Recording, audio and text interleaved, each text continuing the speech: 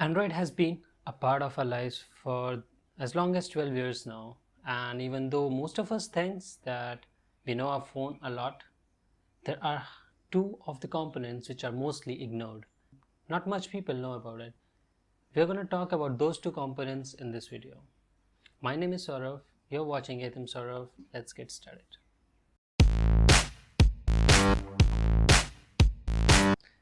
Let's start with the first component, which is bootloader.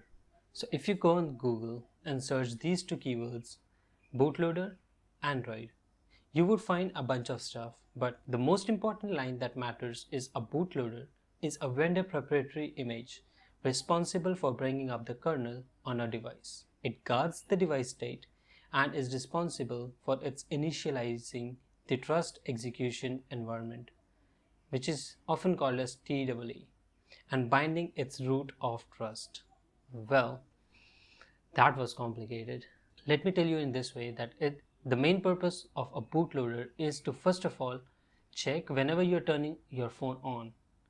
It verifies if the state of your phone is secured. Secured in the sense is whenever a phone manufacturer is producing a device, let's say like this, that this is a phone produced by Apple. So whenever the company is producing such a device, it sets rules and regulations that the device should stay in order for the company to be responsible for whatever happens with the device.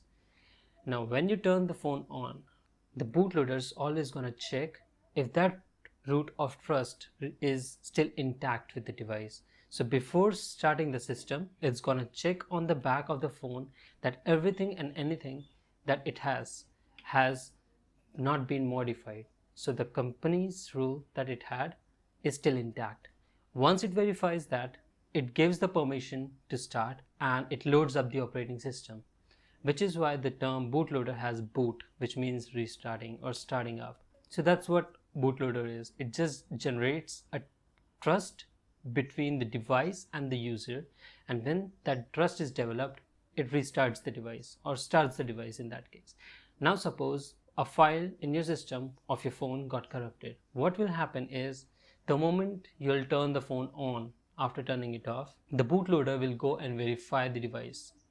And since the trust is broken now because there's a file missing, it's gonna see that the trust is not there anymore. In that case, your phone will never start. A couple of times you might have seen that when you turn your phone on, your phone keeps spinning to the logo, like it doesn't start. It just shows the logo, turns off, shows the logo, turns off. That is what we call boot loop, and that happens when either a file is missing, and it's basically the bootloader that prevents the phone from getting started. Now that is bootloader. Fun fact, bootloader has been a part of your phone since the first Android was released in 2008. Now let's talk about the second component called recovery. Now as the name suggests, recovery is basically a state in the phone which is used to recover your device in case of some data corruption. It has couple of options in there, like 3 options or 4 options you might see depending upon the phone. One of them is reboot. Second might be an option to update your phone using your external storage. Third would be booting to bootloader. I think that's it. Now let's assume you purchased a new phone, you were using it for a couple of days and the phone stopped working. With stopped working, I mean is that it's not starting up. Most of us take a device, which is our phone, and rush to the service center. The phone is in warranty, then it's fine. But if it is not, they're gonna repair your device, not repair, but put the software in your device and charge you some couple of bucks for it. My point being that if you can do it yourself, why do you have to go to the service center? What they basically do is they try to first open the recovery and see if the system is still intact. So they try to format your device using the recovery, because you also have an option to format the device. That was the fourth one that I was missing. So once the device has been formatted, they try to reboot it. If the system is rebooted successfully, then they still charge you, but then they don't have to do anything else because whatever was causing the issue has been now gone. Now let's assume that they tried to format your phone and it didn't work. What will happen is then they have to go to their bootloader to put a new software in your phone. That's what's gonna happen. So yes, recovery is the first option that they're gonna try. And if they don't find recovery helpful, they're gonna jump to the bootloader to put a new software in your phone and then reboot it.